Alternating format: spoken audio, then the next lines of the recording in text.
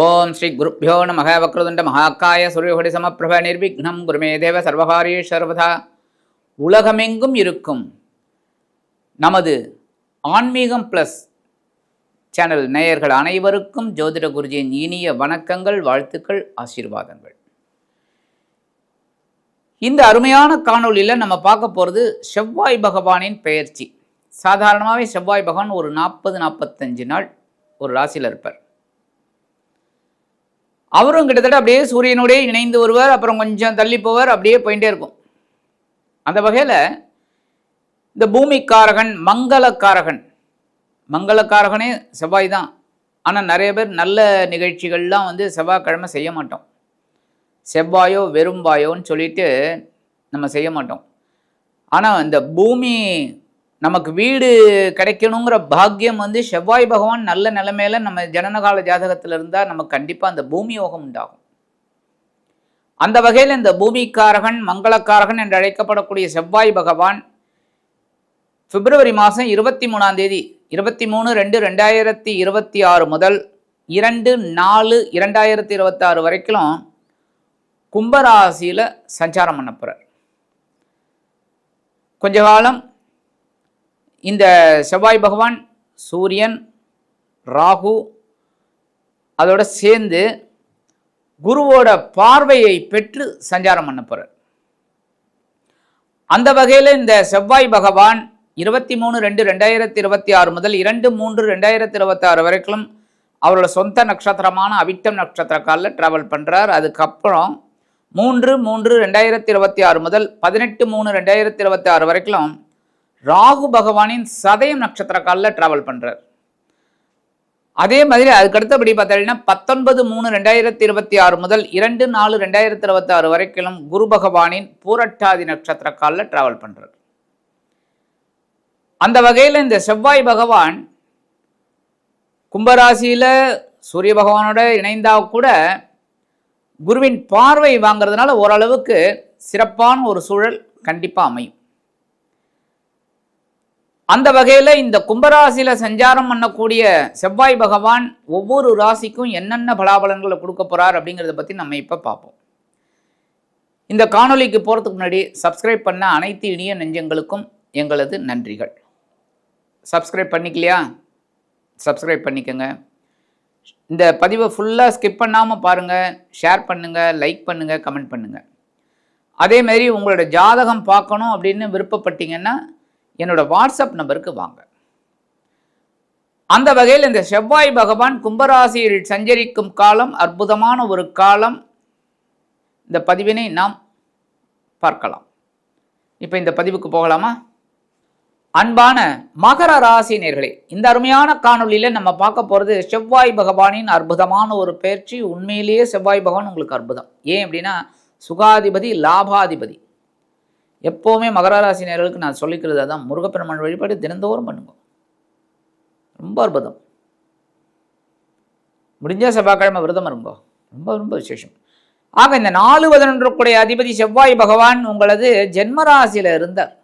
ரொம்ப டென்ஷன், உத்தியோகத்தில் பரபரப்பாக இருந்தீங்க. சரி, அதற்குண்டான ஒரு உயர்வுகள் வந்துதான், பரவாயில்லை, வரல, இருந்தாலும் டென்ஷன் தான் மிச்சம். அதேமாரி நீங்கள் எடுக்கிற காரியங்கள் பரவாயில்லைங்கிற மாதிரி இருந்தது. ஏன்னா உங்களுக்கு பார்த்தீங்கன்னா 6ஆம் இடத்துல குரு வக்ரத்தில் இருக்கார். அதனால் கொஞ்சம் பிரச்சனை இல்லை. 6ஆம் இடத்துல இருந்தால் டென்ஷன் தான், ஆனால் வக்ரத்தில் இருக்கிறதுனால கொஞ்சம் பரவாயில்லை. ஆனால் 6ஆம் இடத்துல மார்ச் 9க்கு மேலே மாறுறார் குரு, வக்ர நிவர்த்தி அடைகிறார். அப்போ தான் கொஞ்சம் பிரச்சனை. சரியா கவனமாக இருக்கணும். சரி, இந்த செவ்வாய் பகவான் உங்களது ஜென்மராசியை விட்டு விலகி இப்போ எங்கே வரப்போறார் அப்படின்னு பார்த்தீங்கன்னா உங்களோட தன வாக்கு குடும்பஸ்தானம் அப்படிங்கிற 2ஆம் இடத்துக்கு வரார். ராகுவோட நினைக்கிறார். குருவோட பார்வை 9ஆம் பார்வையை வாங்கிக்கிறார். 2ஆம் இடம் அப்படிங்கிறது ரொம்ப விசேஷம். பொருளாதாரம் முன்னேற்றம் அடையும். ரொம்ப நாளாக வர வேண்டிய இந்த தொகை வரலையே நினைச்சுருக்கீர்கள், அந்த தொகை கைக்கு வந்து சேரும். ஆட்டோமேட்டிக்காக பேங்க்ல கிரெடிட் ஆகிடும். ஆக குடும்பத்தில் இருந்து வந்த குழப்பங்களும் குறையும். குடும்பத்தில் ஏகப்பட்ட டென்ஷன் என்ன, எப்போவுமே துக்கம் அதிகமானாலும் டென்ஷன், சந்தோஷம் அதிகமானாலும் டென்ஷன் தாங்க. இப்போ பொண்ணுக்கோ பிள்ளைக்கோ கல்யாணம் மண்டபத்துக்கெலாம் போயாச்சு. எல்லோரும் பாருங்கள், அந்த பொண்ணோட அப்பா அம்மா, பிள்ளையோட அப்பா அம்மா எல்லோரும் பயங்கர பிஸியாக இருப்பாங்க, டென்ஷன். ஏன்னா பையனோட அப்பா அம்மாவுக்கு கல்யாணம் நல்லபடியாக முடியணும், மருமக நல்லபடியாக வரணும் அப்படின்னு அவங்களுக்கு. பொண்ணை பெற்றவங்களுக்கு பொண்ணுக்கு நல்லபடியாக கல்யாணம் ஆகணும், மாப்பிள்ளை நல்லபடியாக வரணும், கல்யாணம் முதல்ல ரொம்ப நல்லபடியாக முடியணும், டென்ஷன் இல்லாமல் அப்படிங்கிற ஒரு கவலை. ஆக பரபரப்பாக இருப்பாள். அது சந்தோஷமான நிகழ்ச்சி தானே, பரபரப்பாக இருப்பாங்க. அது மாதிரி உங்களோட அந்த பரபரப்பிற்கு முற்றுப்புள்ளி கிடைக்கும். குடும்பத்தில் ஒரு சந்தோஷம் இருக்கும். சாதாரணமாக இந்த மகர ராசி நேயர்கள் கொடுத்த வாக்குறுதிகள் எப்படிப்பட்டவையாக இருந்தாலும் அதை நிறைவேற்றணுங்கிற ஒரு கொள்கை உங்களுக்கு உண்டு. இவங்களுக்கு என்னென்னா, அந்த இல்லற வாழ்க்கை கொஞ்சம் லேட்டாக அமையறதுக்கு வாய்ப்பு இருக்குது. அப்படி முக்கியமாக முன்னாடியே ஆயிடுறதுனால கொஞ்சம் ஒரு மாதிரி இருக்கும். அந்த வகையில் குடும்பத்தில் ஒற்றுமை அதிகரித்து காணப்படும். சீருடை பணியாளர்கள் என்று சொல்லக்கூடிய காவல், இராணுவம், தீயணைப்புத்துறை, மருத்துவத்துறையில் வேலை பார்க்கும் அன்பர்களுக்கு எதிர்பார்க்கும் இடமாற்றம், பதவி மாற்றம், பதவி உயர்வு, சம்பள உயர்வு அருமையாக வந்துச்சு, சூப்பராக கிடைக்கும். இந்த நேரத்தில் சொத்து சுகம் உங்களுக்கு கிடைக்கிறதுக்கு வாய்ப்பு இருக்குது. நல்ல ஒரு வீடு வாங்கணும்னு நினைக்கிறீங்களா, வாங்கிடுவீங்க. வாங்கணும்னு நினைக்கிறீங்களா, அதான் நான் சொல்கிறேன். சும்மா எல்லாருமே காசு இல்லாமல் நினைக்கக்கூடாது. கரெக்டாக? Everything is money, depending money தான். மணியை வச்சு தான் எல்லாம் போகிறது. உறவினர்கள் ஆதரவாக இருப்பார்கள். இந்த நேரத்தில் உத்தியோகத்துக்காக ஒரு வெளியூர் பயணம் ஒன்றை மேற்கொள்வீர்கள். அது உங்கள் வாழ்க்கையில் ஒரு திருப்பு முனையை ஏற்படுத்தும், ஒரு உயர்வினை. அதுவே தொழில் வியாபாரம் நிமித்தமாக சில பயண வாய்ப்புகள் உங்களுக்கு அருமையாக அமையும். அடுத்து இந்த நேரத்தில் நீங்கள் ரொம்ப பிரம்மாண்டமான சில வேலைகளெல்லாம் செய்யறதுக்கு யோசிப்பீங்க. பிரம்மாண்டமாக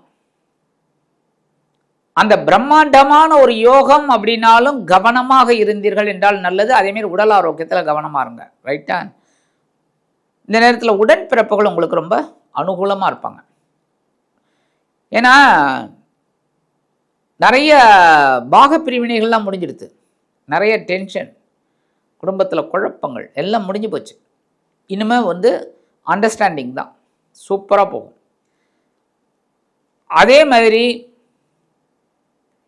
இடம் மாற்றம், வீடு மாற்றம் அற்புதமாக கிடைக்கும். ரொம்ப நாளாக வாடகை வீட்டில் இருக்க, நல்லா இல்லை வீடு, அந்த வீடு வேறு வீடுக்கு மாற்றலாம் அப்படின்னு நினைக்கிறேன். இல்லைன்னா இந்த ஹவுஸ் ஓனர் ரொம்ப டென்ஷன் பண்ணிட்டு இருக்கார், இந்த வீடு என்னடா அது அப்படின்ட்டு நீங்கள் நினைக்கிறீங்க, நல்ல வீடு அமையும். பரிகாரம் அப்படின்னு பண்ணீங்கன்னா கண்டிப்பாக முருகப்பெருமான் வழிபாடு பண்ணணும்னு முதல்ல நான் சொல்லிட்டேன். முருகப்பெருமான் வழிபாடு பண்ணுங்க.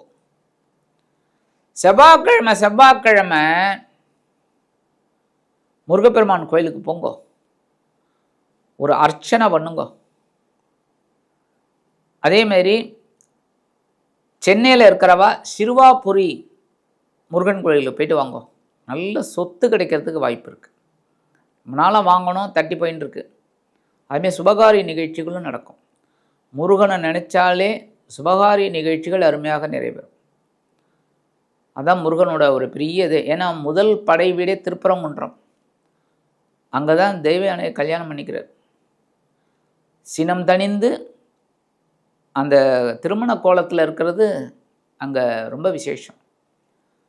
ஆக முருகப்பெருமான் வழிபாடு பண்ணினாலே ரொம்ப விசேஷம். செவ்வாய்க்கிழமை ஒரு அர்ச்சனை பண்ணிட்டு வாங்க, அற்புதமான பலன்கள் உங்களுக்கு கண்டிப்பாக கிடைக்கும். ஆக இந்த சின்ன பரிகாரம் நீங்கள் பண்ணினாலே உங்களது சுகாதிபதியும் லாபாதிபதியுமான செவ்வாய் பகவான் உங்களது தனவாக்கு குடும்பஸ்தானத்தில் ராகுவுடன் இணைந்தாலும் குருவின் அற்புதமான பார்வையை பெற்று ஒரு உன்னதமான வாழ்க்கை முன்னேற்றத்தை கண்டிப்பாக கொடுப்பார் என்று கூறி விடைபெறுகிறேன். நன்றி, வணக்கம். மீண்டும் ஒரு அருமையான காணொளியில் உங்களை அற்புதமாக சந்திக்கிறேன். வாழ்த்துக்கள். வாழ்க வளமுடன்.